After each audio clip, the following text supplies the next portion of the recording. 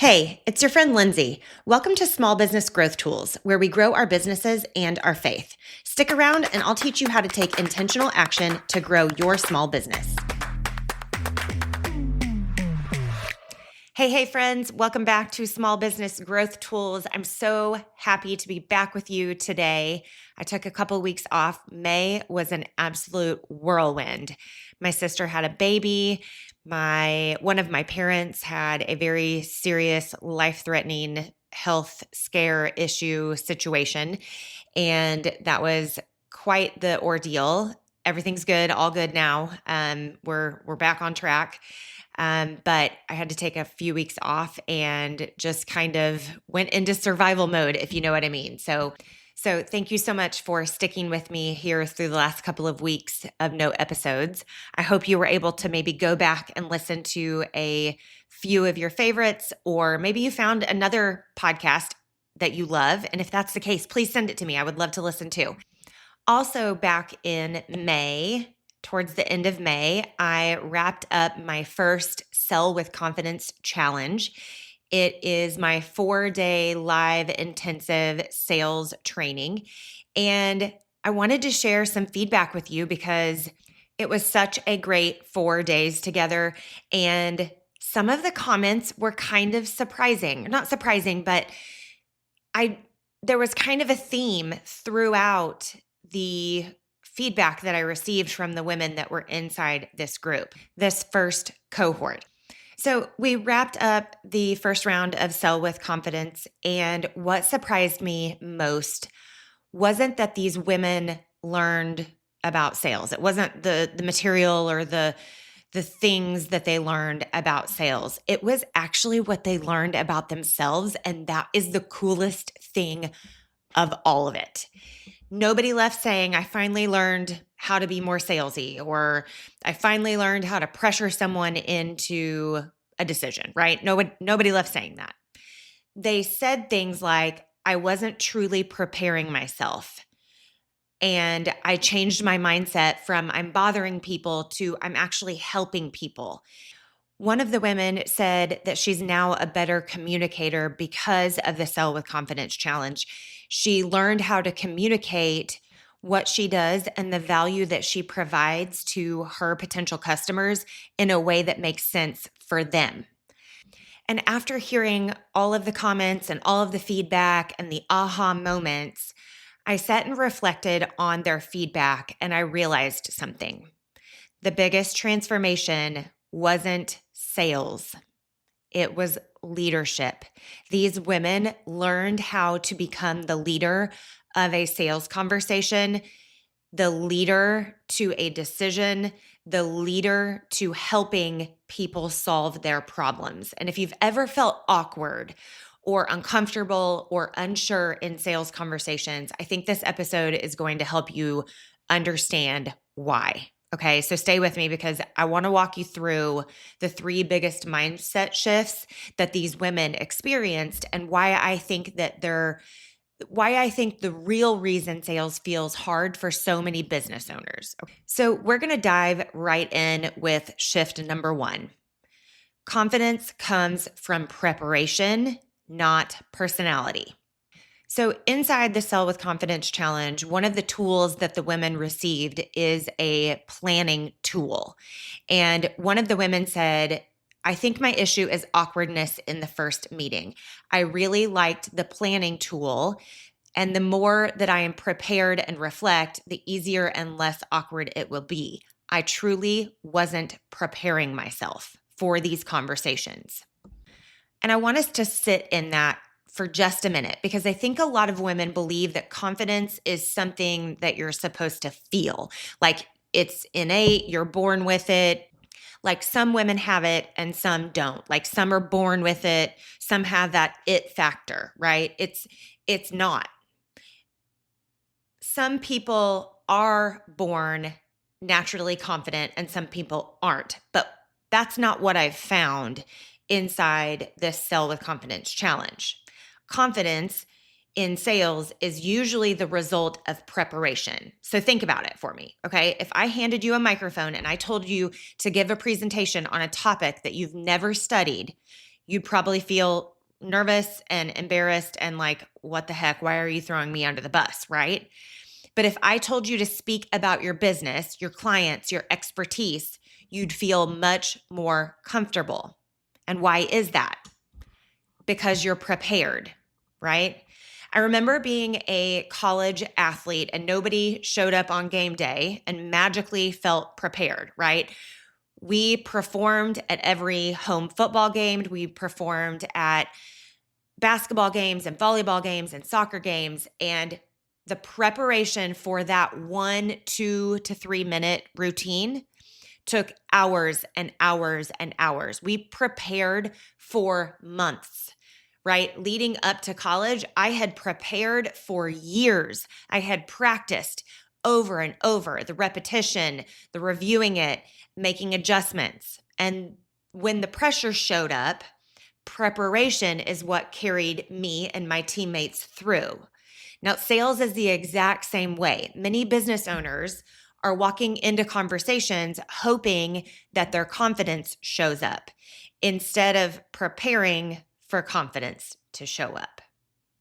Confidence isn't something that we're born with.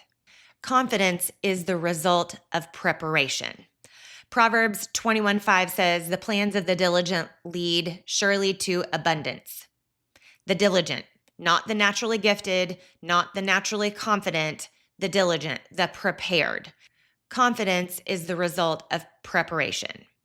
So when you know what to ask, when you know what information you're trying to gather, and when you know how to evaluate a conversation after you've had it, something interesting happens. You stop feeling awkward. You stop feeling like you're winging it. You stop replaying the conversation all night or all week or all month, trying to figure out where things went sideways, right? And when you're prepared, you are able to become more present at home, and you stop carrying work into family dinner, and you stop mentally rehearsing what you should have said. You gain peace because you were prepared, because confidence is the result of preparation. But preparation actually wasn't the biggest shift that I saw. The biggest shift was when these women started seeing sales as something they were doing for people. They started seeing sales as serving. So one woman said, "Before I really thought sales was I have a product and you are the buyer. The key was that the transformation into not just the benefits of my product, but how I can help them. It changed my mindset from bothering them to I'm truly helping them." That's a massive shift because most women I work with don't struggle with integrity. They struggle with permission to invite people, permission to lead, permission to ask for the sale. I hear it all the time. I don't want to bother people. I don't want to be pushy. I don't want them to think I'm trying to sell them in every conversation, right? But let me ask you something. What happens when you don't help them? They go down the street to someone who will, right? What happens when they hire the less qualified person? They get poor service or a poor product, right? What happens when they spend money with someone who doesn't have your experience? They don't have your expertise. They don't have your background, right? What happens when they end up with worse results than you could provide because you didn't give yourself permission to ask for the sale or to lead them to a decision or to be bold enough to say, "Hey, I actually think that this is your problem and here's how we can solve this together." I once heard someone say, if you don't learn how to sell, someone with half the experience, half the skill, and half the integrity is going to get your client because they know how to sell. That statement has bothered me for years because at first that felt a little bit harsh until I realized that it was actually true. People are making decisions every day to spend their money. They are making decisions to purchase, whether it's with you or someone else, every single day. And whether you lead them or not determines whether they work with you or your competitor down the street that offers a poorer service, a poorer product, has less experience, and and maybe not even an ounce of integrity, right? Matthew 5:14 says, "You are the light of the world." Notice Jesus didn't say, "Hide your light," or downplay your gifts, or hope that people find you. He said, "Let your light shine." Your business is one of the ways that you serve people. And specifically, if you're a local business owner, this is the way that you serve your community on a regular basis. So when sales becomes service, you stop feeling guilty. You stop apologizing for your prices. You stop shrinking. You stop wondering if people are bothered by you. And instead, you begin showing up as a guide, as a leader, as a problem solver. And that's how I want you to start thinking about sales. I want you to ask yourself, how will this person's life improve if they work with me? That's what you focus on. That's not sales, that's leadership. Okay, moving on. Shift number 3, communication changes everything. Now, the third comment said, "I am more confident because I learned how to present the value to them, not just I can do this for you or I can do that for you." I realized through evaluating my previous sales interactions that I wasn't communicating the value of what I have to offer clearly enough. Now, this one's huge, and it's also one of those tactical things that you learn inside of Sell with Confidence Challenge.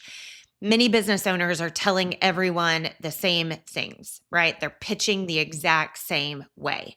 So imagine if I took all 4 of my kids and communicated with them exactly the same way. If you're a mom, you know what I mean here.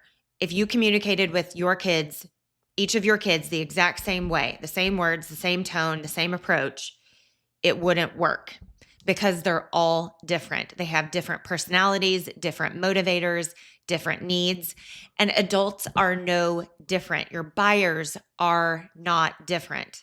And in sales conversations, this becomes really important because your buyers are not all the same. And that means that your pitch, your delivery cannot be the same for every single person that you talk to, right? Most business owners aren't struggling because they don't know enough or they don't have enough expertise or they can't explain what they do. They're struggling because they're communicating the same way with everyone. And then they're wondering why some people move forward and some don't. It's because sometimes the message is landing and sometimes it's not. Now, this is also a biblical principle here. Jesus didn't communicate the same way with everyone, right? He taught in parables, he asked questions, he challenged, he encouraged, he adapted how he communicated. And the message stayed the same, but the delivery changed, right? And when you understand what motivates people, conversations become easier, sales cycles become shorter, and follow-up becomes easier. It's a whole simple process, right?